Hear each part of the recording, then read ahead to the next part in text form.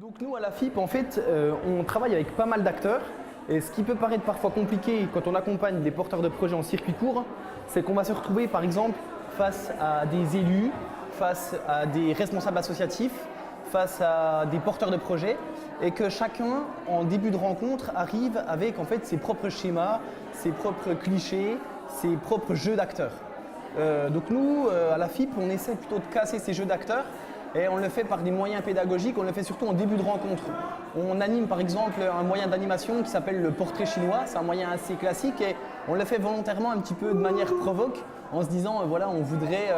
que chacun puisse imaginer un rêve le plus fou. Donc en lien avec la thématique circuit court, quand je pense à un projet le plus fou, qu'est-ce que je voudrais mettre en place? Et puis on se rend compte que certains élus vont être un peu surpris en se disant j'ai pas l'habitude de me poser ce genre de questions, de réfléchir à ça, et vont imaginer donc des projets réalisables, des choses comme ça, et en les livrant au public, ça va entre guillemets casser leur costume d'élu en se disant